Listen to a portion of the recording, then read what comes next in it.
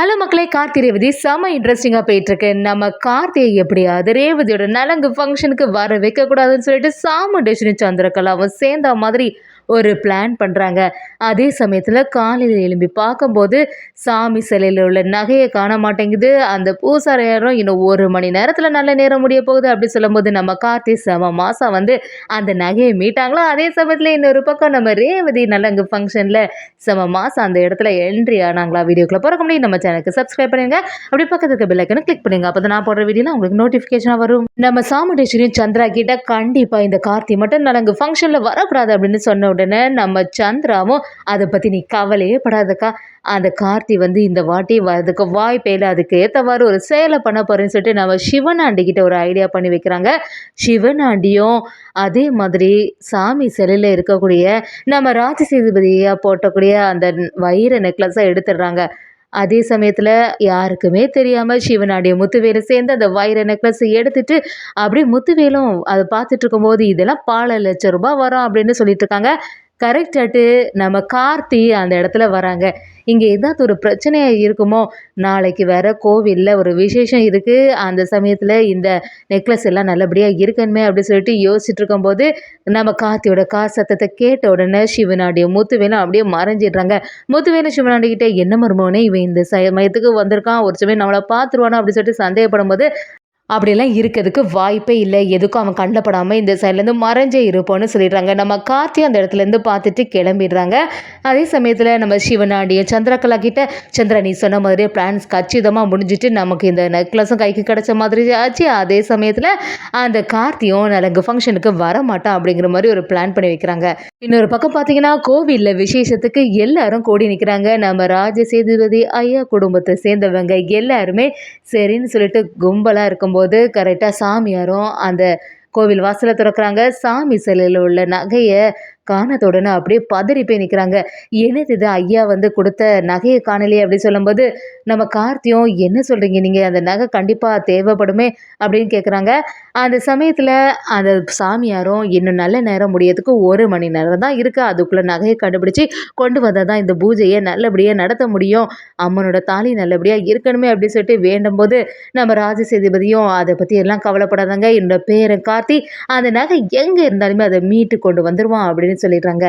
இந்த ஒரு சைடு நம்ம ரேவதிக்கு நலங்கு ஃபங்க்ஷன்லாம் பயங்கரமாக ரெடி ஆகிட்டே இருக்குது. நம்ம ரோகிணி குடும்பத்தை சேர்ந்தவங்க யாருக்குமே அது பிடிக்க மாட்டேங்குது. ரேவதி கிட்ட உண்மையை சொல்லிடலாமா அப்படிங்கிற மாதிரி நம்ம ராஜராஜன் எல்லாம் யோசிக்கும் போது அதே சமயத்தில் மயில் வாகனமும் சரி நம்ம சகலை தான் ஏற்கனவே சொல்லியிருக்காங்கல்ல, ரேவதிக்கு இந்த மாதிரி நலங்கு ஃபங்க்ஷன் எல்லாம் நடக்கிறதுக்கு விட மாட்டாங்க, அவங்க கரெக்டான சமயத்துக்கு வந்துடுவாங்க, அதனால் பதட்டப்படாதுங்கன்னு சொல்ல ஆரம்பிக்கிறாங்க.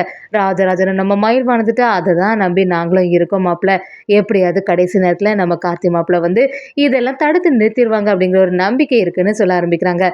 நம்ம ராஜசேதுபதியும் ரொம்பவே டென்ஷனில் இருக்கும்போது பரமேஸ்வரியும் சரி கவலைப்படாதுங்க, அதை நம்ம பேரன் பேருக்கால எப்படி இருந்தாலுமே அந்த நகையை மீட்டு கொண்டு வந்துடுவான் அப்படிங்கிற மாதிரி யோசிக்கிறாங்க. கார்த்தியும் இதுக்கு எல்லாத்துக்குமே காரணம் இந்த சிவனாண்டியே தான் இருக்கும், சிவனாண்டியை தவிர வேற யாருமே இந்த செயலை பண்ணுறதுக்கு வாய்ப்பே இல்லை, அவன் தான் ஏற்கனவே தாத்தா வந்து கும்பாபிஷேகம் நல்லபடியாக நடக்காட்டா இந்த மாதிரி ஒரு செயலை பண்ணுவாங்க அப்படின்னு சொன்ன உடனே அதை மாதிரி ஒரு செயல் பண்ணணும்னு சொல்லிட்டு தான் இப்படியெல்லாம் கும்பாபிஷேகம் நடக்கிறதுக்கு எல்லாமே ஒரு தடங்கல் பண்ணிட்டு இருக்கான். இன்றைக்கி வேற ரேவதியோட நலங்கு ஃபங்க்ஷன் வீட்டில் வச்சுருக்கு, அதையும் நம்ம வந்து எப்படியாவது தடுக்கணும், இந்த சமயம் பார்த்து நகையும் காணாமல் போயிட்டு அப்படி சொல்லிட்டு யோசிச்சிட்டே இருக்காங்க. இங்கே பார்த்தீங்கன்னா டைம் ஆகிட்டே வருது. சாமியாரும் நம்ம பாட்டிக்கிட்ட எல்லாம் வந்து என்ன இன்னும் வந்து போன தம்பியை காணலையே, நமக்கு வேறு சமயம் ஆகுது, நல்ல நேரம் பார்த்து தாலி வந்து கரெக்டாக இருக்கணுமே அப்படி கேட்கும்போது நீங்கள் எதுக்கும் கவலைப்படாதுங்க, கடைசி நேரத்தையாவது கார்த்தி வந்து எல்லாத்தையுமே சரி பண்ணிவிடுவான்னு சொல்லிட்டு நம்பிக்கை கொடுக்குறாங்க. நம்ம கார்த்தியை சுற்றி எல்லாம் பார்க்குறாங்க.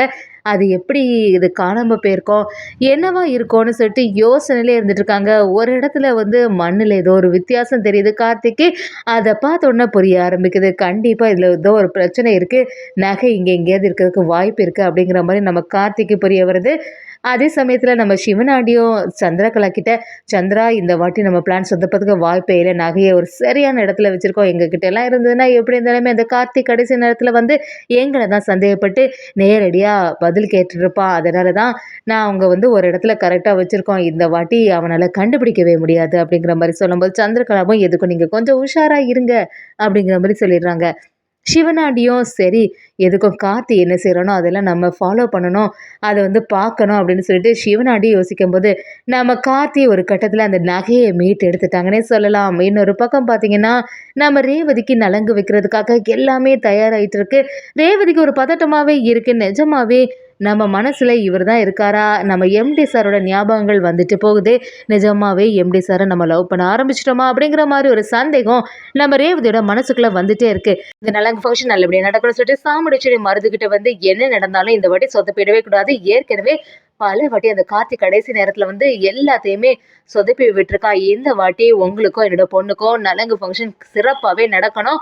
என்கேஜ்மெண்ட் சமயத்துல நடந்த மாதிரியோ இல்லைன்னா அந்த மாலை மாத்திர கூட ஃபங்ஷன்ல நடந்த மாதிரியோ எதுவுமே நடக்கக்கூடாது அப்படின்னு சொல்லிட்டு மருதுகிட்ட சொல்லும்போது, இந்த வாட்டி நான் அந்த கார்த்திகிட்ட தோக்குற மாதிரி இல்ல, நான் ரொம்பவே உஷாரா இருப்பேன் அப்படின்னு சொல்லிட்டு மருதுவும் அந்த இடத்துல சொல்றாங்க. சந்திரகலாவும் ஆமா அக்கா சொல்றது எல்லாமே சரிதான். எப்படியுமே கார்த்திய வேற ஒரு விஷயத்துல நாங்க டைவர்ட் பண்ணி விட்டுருக்கோம். ஆனாலுமே கடைசி நேரத்துல எப்படியாவது வந்தாலும் அதுக்கு ஏத்தவாறு நீங்க தயாரா இருந்துக்கோங்கன்னு அப்படி சொல்லிடுறாங்க. ராஜராஜன் நம்ம சாமுண்டீஸ்வரி கிட்ட ஈஸ்வரி நீ செய்யறது எதுவுமே சரியான செயல் கிடையாது. ரேவதிக்கு மட்டும் ஞாபகம் வந்துச்சுன்னா என்ன நடக்கணும் உனக்கு நல்லாவே தெரியும்ல. ஏற்கனவே அவள இப்படி கார்த்தின்னு சொல்லி ஏமாத்துனதே பெரிய தப்பு. அவளுக்கு கூடிய சீக்கிரமா இது நிஜமான கார்த்தி இல்ல அப்படிங்கிற ஒரு விஷயம் தெரிய வரதான் போகுது.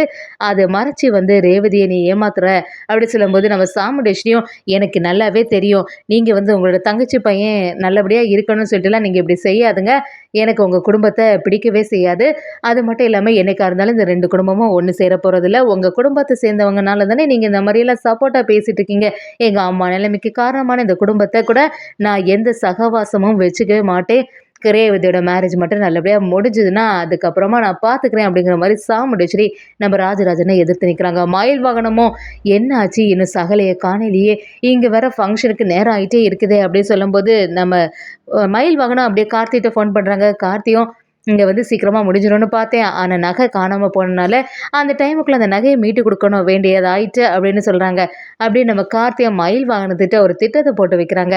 அந்த சைடு பார்த்தீங்கன்னா, நகையும் மீட்டு கொண்டு வந்த உடனே சாமியாரும் கரெக்டான சமயத்துல நீங்க நகைய மீட்டு கொண்டு வந்துட்டீங்க. நல்ல நேரம் முடிஞ்சிருமோ அப்படின்னு நாங்க ரொம்பவே பதட்டமா இருந்தோம் அப்படின்னு சொல்லும்போது, நம்ம கார்த்தியும் சரி அதான் இந்த தாலி கிடைச்சிட்டுல்ல, இப்போ உடனே பூஜைய ஆரம்பிச்சிருங்கன்னு சொல்லிடுறாங்க. நம்ம ராஜசேதுபதி ஐயா தலைமையிலயும் பரமேஸ்வரி பாட்டியும் எல்லாரும் சேர்ந்து குடும்பமா அந்த பூஜை சிறப்பா நடக்குது. அந்த சமயத்துல நம்ம பாட்டியும் கார்த்திட்ட, "சரிப்பா இந்த பூஜை தான் நல்லபடியா முடிஞ்சுது. நீ ரேவதிய போய் பாரு. ரேவதிக்கு எந்த ஃபங்ஷனும் முடிஞ்சிருக்க கூடாது." அப்படி சொல்லும்போது நம்ம கார்த்தி அந்த இடத்துக்கே நிக்கிறாங்க. ரேவதிக்கு நலங்கு சீக்கிரமா முடிஞ்சிரும் சொல்லிட்டு சந்திரகலாவும் சாமுண்டீஸ்வரியும் சேர்ந்து அந்த இடத்துல நலங்கு வைக்கிறதுக்கு ஆரம்பிக்கும்போது, நம்ம கார்த்தியும் செம மாசா அந்த இடத்துல வந்துட்டாங்கன்னே சொல்லலாம்.